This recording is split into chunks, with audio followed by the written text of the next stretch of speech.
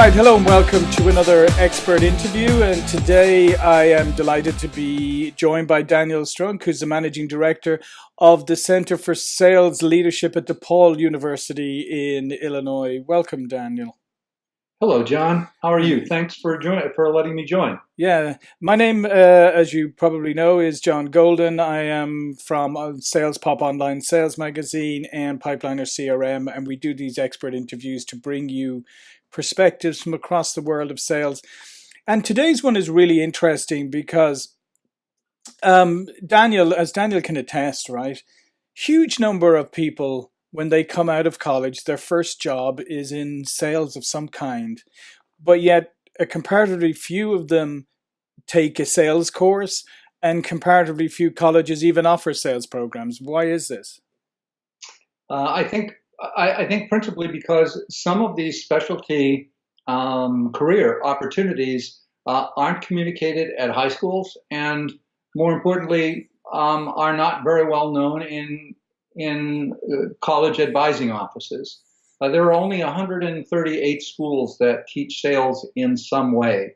About 75 of those schools offer one sales course.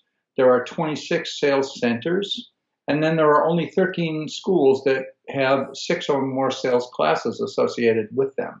So specialty careers like B2B sales or consumer packaged goods sales or category management aren't communicated to these students early enough for them to choose the career tracks, and there aren't enough schools teaching students.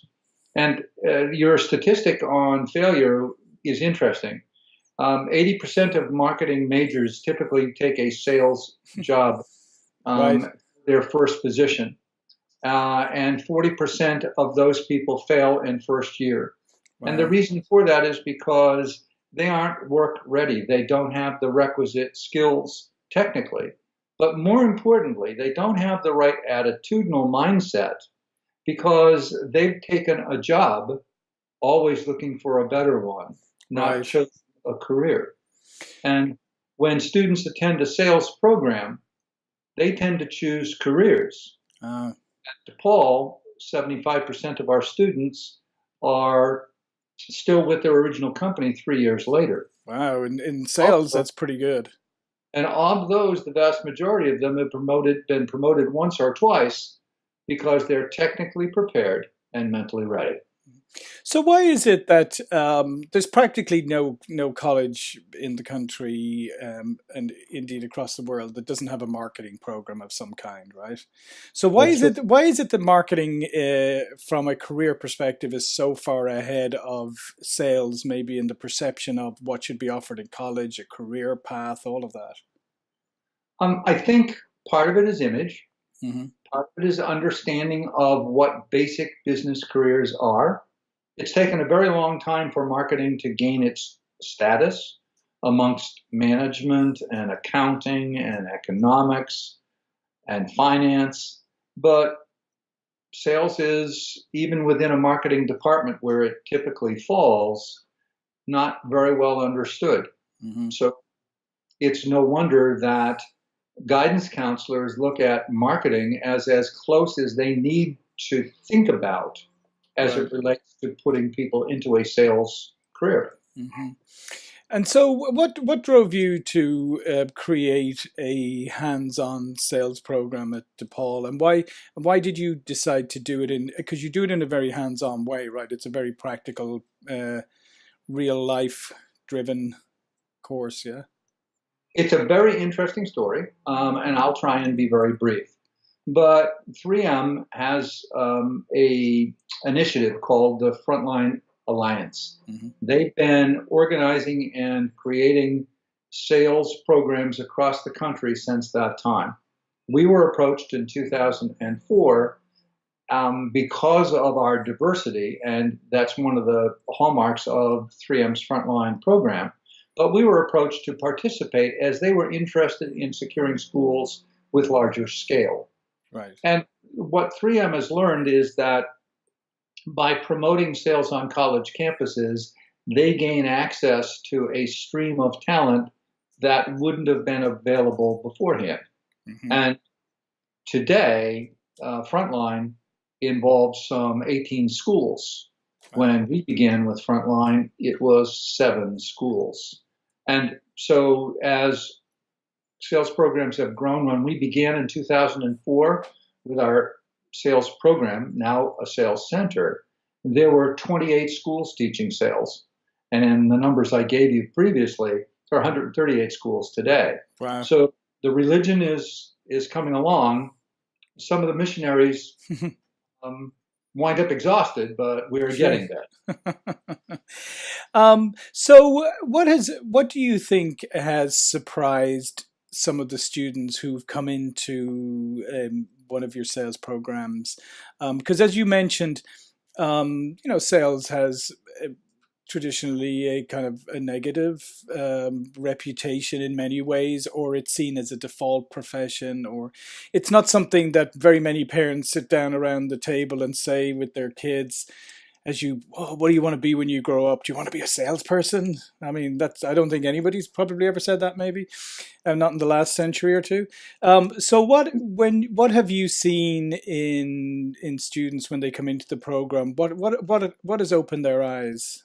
I think the misimpression that students have about sales is that it isn't analytically based.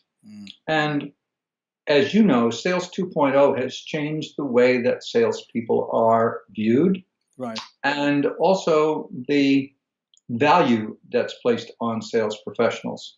With accounts getting larger and larger, and just look at the world of CPG, or look at airlines, or look at banks, you can see the consolidation that's going on in many businesses today. Salespeople are changing as well. They've gone from disseminators of information to managers of process and relationships. mm-hmm. In that, they need analytical skills. And when our students begin in our sales program, we've immersed them in business analytics. What they come away with is an understanding that I had no idea that this is what a sales career was like. I had no understanding that it was about building relationships through value that I can provide to my client. It's about organizing the resources of my company and managing the resources of my customer in order to be successful. So I think the job has changed. I think the way that the world is going to look at salespeople in the future is going to be very different than the way it is today. And finally, I believe the work that they have is going to be far more rewarding in sales than they'll find in many other career options. No, I agree with you. So tell me a little bit about what is it you particularly do with them that prepare them for this career, and why they are successful, like you said, afterwards, and you can hold on to their job and even get promoted. What are the type of things that you teach them? Well, our program has 12 classes. Typical sales programs, 2 or 3. The founding classes separate our program, I think. We have an effective business communications course, which is about storytelling. Mm-hmm. It's about encoding and decoding information regardless of media. That sets them up quite nicely for the foundational work, which is I need to be able to communicate proficiently regardless of media. We have an analytical sales class, which is somewhat different from other sales schools. Most sales students will avoid math like the plague. Yet we immerse them in the mathematics, and provide them case studies in order to understand the financial analytics necessary to create value. We think you make a sales call for one of 2 reasons: to educate or to be educated. Right. And the language of that education is quite often mathematics, most often mathematics. Then we also have one of our core courses is Sales Strategy and Technology, which is an understanding of Salesforce automation technology, about CRM, about prospecting tools, about Sales Accelerator and communication tools. And that's part of sales that most students find really interesting. Mm-hmm. They are so analytically focused. And the final course is Sales Fundamentals, in which our students are immersed in a sales project. what's interesting about that class is that they have a sales quota. They Right. build projects for community benefit, Mm. and the sale of those projects goes to fund a scholarship for Chicago Public School students. Oh, So excellent. it's about students giving back, providing opportunities for other students to get involved in sales programs. And I find that pretty unique. The remaining courses all focus on special preparation, whether it's inside sales and inside sales support, Right. in selling professional sports, or it's selling for social impact, or the consumer packaged goods side of our business, which focuses on category management and there are 3 courses that develop students for key account selling and for sales analytics and category analytics in the consumer packaged goods world. Mhm. So our courses have been built by professionals that have done the work. Right. We really use a textbook. And part of that is because these experientially based courses Hmm. provide such value to our students. We Yeah. believe in providing our students the ability to be work ready and to be productive from day one. Yeah, I mean that's a very comprehensive program, and I think the idea of being work ready from day one is a great one because let's face it, um, there may be lots and lots of programs at colleges and other things, but a lot of times you don't come out work ready, right? That's why I like the idea of what you're talking about here. You touched on something interesting there. So obviously, you're dealing a lot with what people like to call the millennial generation or whatever it is, whatever it's called, and they're obviously Still, very, yeah, they're very comfortable with technology. So do you see? I mean, do they gravitate towards that piece, or do you think they understand it in the way you teach it? They understand it in the context of overall selling. I think our students are prepared to accept technology. Right. It's the mentality behind the use of a sales force system, CRM system, if you will, that surprises them. Their attitude is open to management supporting them. Mhm. Management can't support you unless you provide them the information necessary to allow them into your business and support you. When we know that boomers typically react, this is my book of business and I don't need to share it with anyone. I'm doing fine, thank you very much. It's that attitude that changes everything, and their willingness to accept the technology and technology support for their career. We can demonstrate quite clearly how much more productive they can be with the use of a system and the ability to attract management's attention and to resolve issues quickly.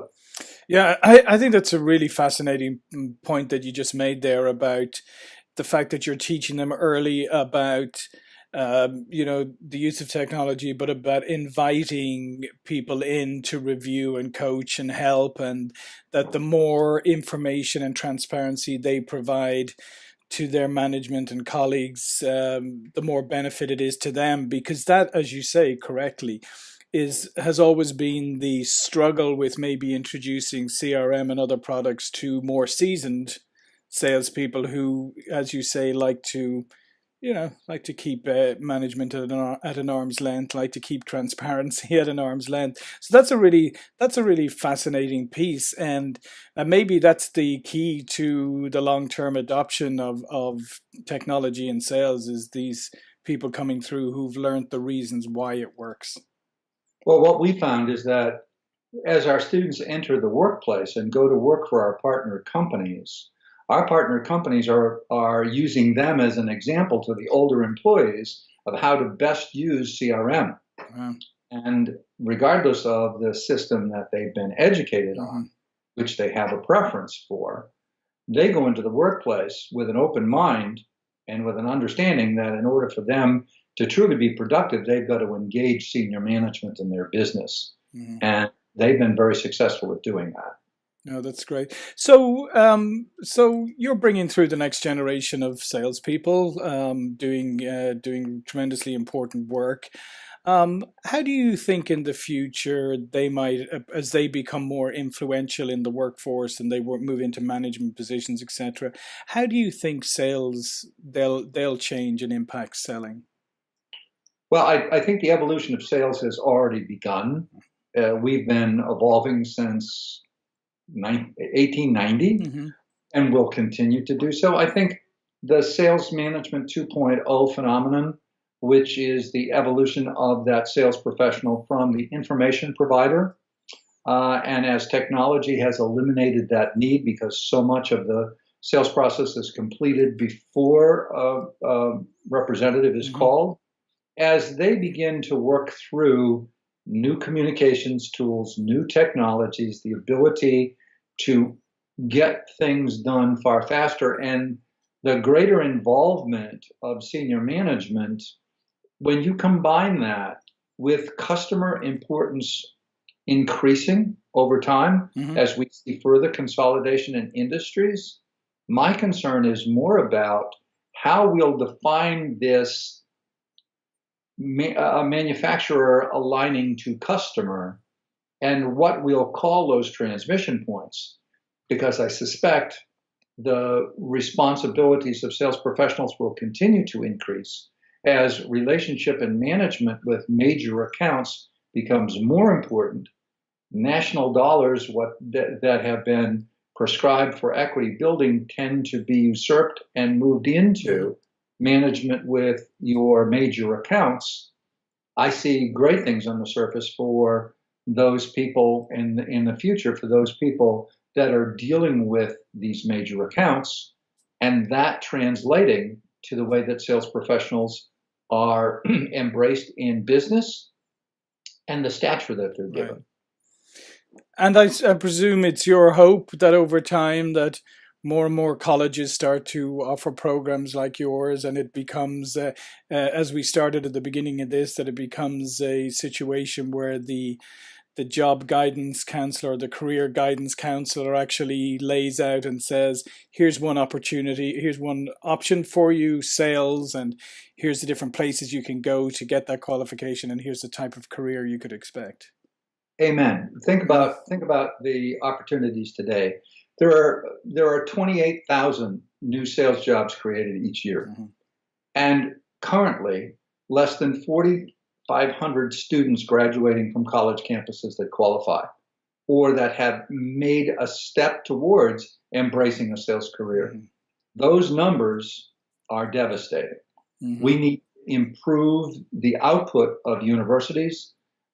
There's a great article at Boston University they produced in 2015, and the article's title was "Business Has Changed. Why Haven't Business Schools?" The Right. point of the article is that we need to think about what business needs are and manage programs accordingly. And I believe more and more schools are going to have to do exactly that if we're going to eliminate this talent shortage, or at least reduce it somewhat. Well, listen, Daniel, as always, it's been a pleasure talking with you. And before we go, I'd just like if you take a moment to tell the viewers a little bit more about yourself, about how they can find out more about the Center for Sales Leadership and all the work you do. Sure. So my name's Dan Strunk, and I'm managing director at the Center for Sales Leadership. We have a terrific team of professionals that help to prepare students. We've got some 45 business partners that help us to educate our students in a collaborative effort to produce quality candidates for them. And we do some interesting project work. I can be reached at DePaul University. My email address is dstrunk@depaul.edu. Would love to hear from anybody interested in talking about Salesforce automation, the way that we integrate it into our program. And thank you very much, John, for the opportunity to speak this afternoon. Yeah, it's great. Thank you, Daniel. This is John Golden from SalesPOP Online Sales Magazine and Pipeliner CRM. It's another expert interview, and we look forward to you joining us for another one very soon. Thank you.